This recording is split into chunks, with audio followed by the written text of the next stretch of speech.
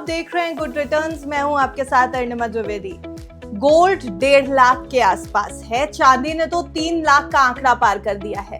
साफ दिखाई दे रहा है कि कमोडिटी मार्केट में इस समय धुआंधार तेजी है। सोने और चांदी दोनों में अच्छी खासी तेजी देखने को मिल रही है। तो ऐसे में आपको क्या करना चाहिए? क्या इन्वेस्ट कर लेना चाहिए, या अगर आपने इन्वेस्ट किया हुआ है तो वेट एंड वॉच में चले जाएं, या फिर प्रॉफिट बुकिंग कर ले? ये सब कुछ अब हम आपके सामने लेकर के आ रहे हैं इस वीडियो में। हमारे साथ इस समय बेहद ही खास मेहमान मौजूद हैं। रेनिशा चिनानी जी जुड़ी हुई हैं हमारे साथ ऑगमोंट से। Ma'am, welcome to Good Returns. Thank you, thanks for inviting me. सबसे पहला सवाल तो मैम यही करूंगी कि कैसा लग रहा है इस समय इन दोनों कमोडिटीज का आउटलुक? गोल्ड कैसा लग रहा है, सिल्वर कैसा लग रहा है, और सबसे बड़ी बात, निवेशक थोड़े से कंफ्यूज हैं, थोड़े डर भी गए हैं। रैली मिस तो नहीं हो गई? फोमो फैक्टर थोड़ा हावी है निवेशकों पे।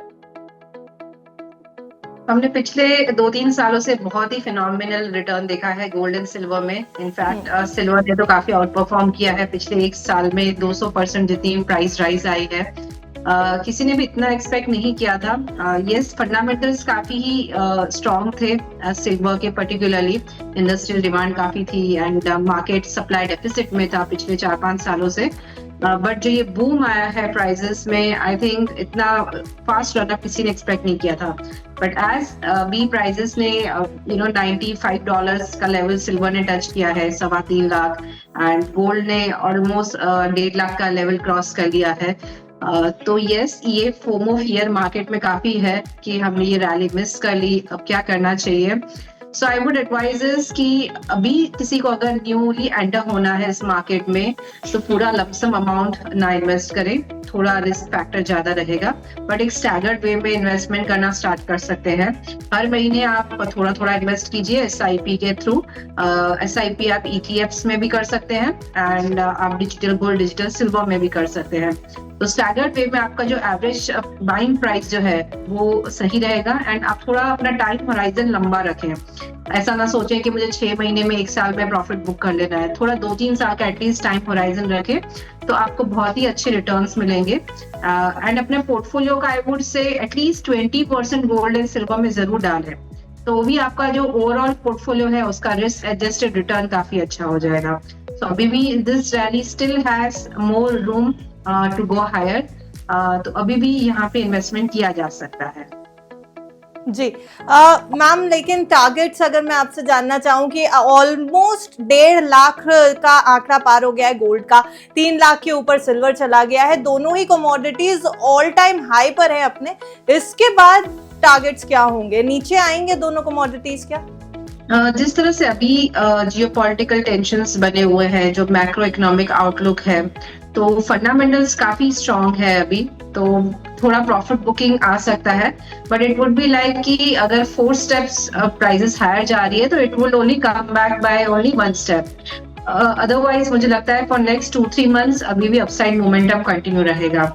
सो ये रैली मुझे लग रही है गोल्ड $5,000 क्रॉस कर सकता है नेक्स्ट 2-3 महीने में, एंड सिल्वर जो है वो मुझे लग रहा है कि $100 की लेवल क्रॉस कर सकती है इन शॉर्ट टर्म।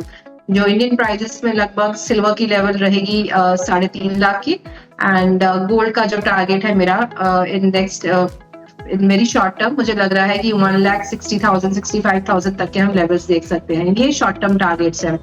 और लॉन्ग टर्म में मुझे लगता है बाय दिस ईयर एंड अगर इसी तरह से जियोपॉलिटिकल टेंशन्स बने रहे, जिस तरह से अभी आप देख रहे हैं, ट्रम्प जो है US का अपना पावर एग्रेसिवली सब जगह अपना शो कर रहे हैं।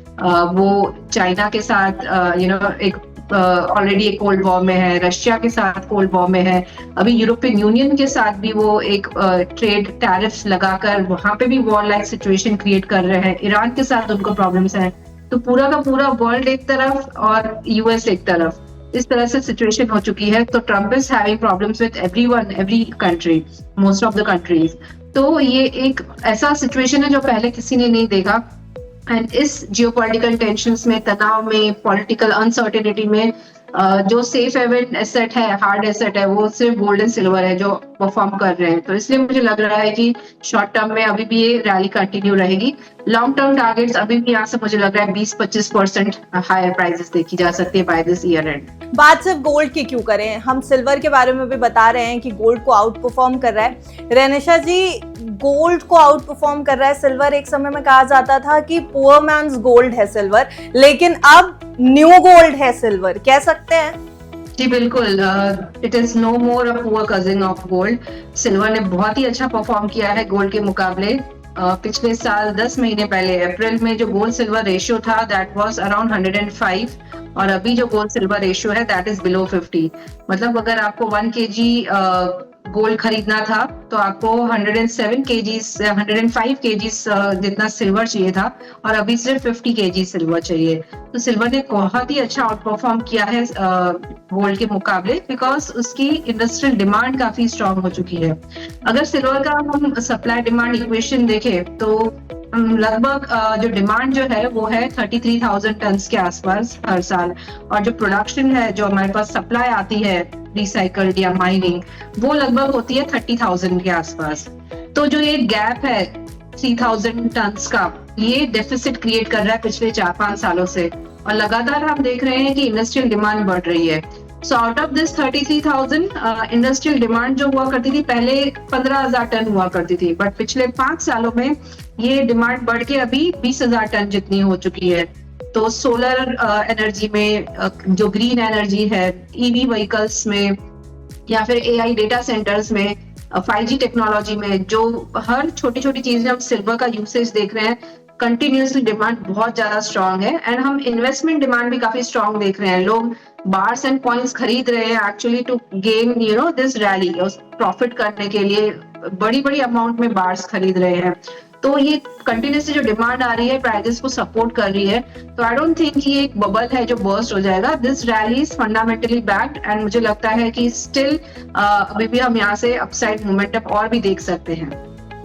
अगर बबल नहीं है और अगर ये फंडामेंटली बैक्ड है तो फिर सबसे बड़ा सवाल यही कि किस तरीके से इसमें निवेश करना चाहिए, क्योंकि रिटर्न के चांसेस बहुत मजबूत हो जाते हैं ऐसी सिचुएशंस में। फंडामेंटली बैक्ड भी है, बबल भी नहीं बन रहा, तो रिटर्न्स बेहतर मिलेंगे। कितना गोल्ड में, कितना सिल्वर में, किस तरीके से बैलेंस करें अपने पोर्टफोलियो को? मैं हमेशा ये एडवाइस करती हूँ कि आप अपने पोर्टफोलियो में, जैसे मैंने बताया कि आप 20% गोल्ड सिल्वर रखें, तो उसमें आप 10 to 15% गोल्ड रख सकते हैं एंड 5 to 10% सिल्वर रख सकते हैं। सिल्वर ज्यादा वॉलेटाइल है, इसलिए थोड़ा बहुत प्रोपोर्शन सिल्वर का कम रख सकते हैं। Otherwise if you can take more risk, आप रिस्क अवर्स है तो दोनों 50-50 भी रख सकते हैं। एंड किस फॉर्म में करना चाहिए, आई वुड से कि अगर if you want to flaunt your assets, आपको दिखाना है आपके पास भी गोल्ड है, तो फिजिकल ज्वेलरी खरीदना, फिजिकल बार्स एंड कॉइन्स खरीदना भी मैं एडवाइस करती हूँ। क्योंकि जो ऑस्पिशियस डेज आते हैं, जैसे अक्षय तृतीया आ गया, धनतेरस, दिवाली आ गया, साल में ये 2 बार आप फिजिकल जो आपका लमसम सेविंग्स है उसमें आप फिजिकली बाय कीजिए, बार्स में कीजिए, कॉइन्स में कीजिए, ज्वेलरी में कीजिए, whatever form you want. Silver bars भी खरीद सकते हैं, गोल्ड बार्स भी खरीद सकते हैं।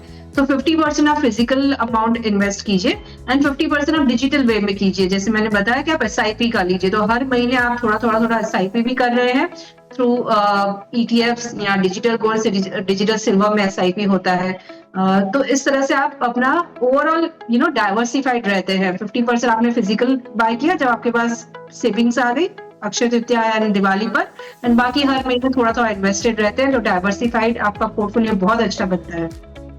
जी, एक नंबर है, मैं उसकी तरफ आपका ध्यान लेकर के जाती हूँ। गोल्ड ETFs का इनफ्लो जो है वो दिसंबर 2025 का आंकड़ा जो एम्फी ने जारी किया उसके अकॉर्डिंग 11,647 करोड़ रुपए का इनफ्लो आया है गोल्ड ETFs में।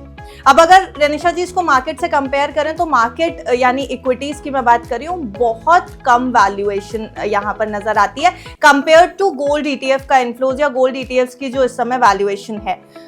क्या ये रिस्की सिचुएशन नहीं है गोल्ड इन्वेस्टर्स के लिए? क्या ऐसा लग रहा है कि अब इंटरेस्ट थोड़ा इक्विटीज की तरफ जा सकता है, क्योंकि वैल्यूएशन गोल्ड ETFs के कंपैरिजन में बहुत ज्यादा कम हो गई है? क्योंकि एक टाइम था जब इक्विटीज छोड़ करके लोग गोल्ड की तरफ आ रहे थे।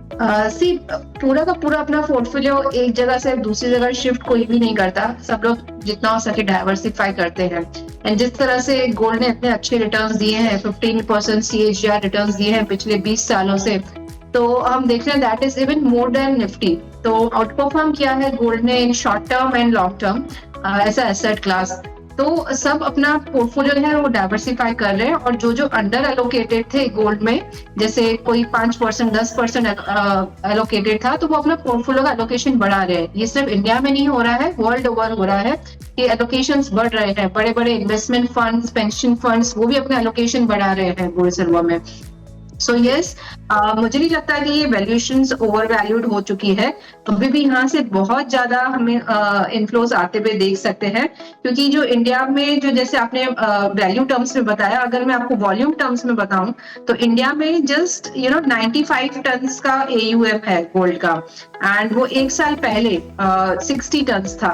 तो एक साल में 50% हमने ज्यादा इनफ्लोज देखे हैं, 50% जितना ये AUM बढ़ चुका है, from 60 tons to 95 tons in only 1 year 2025।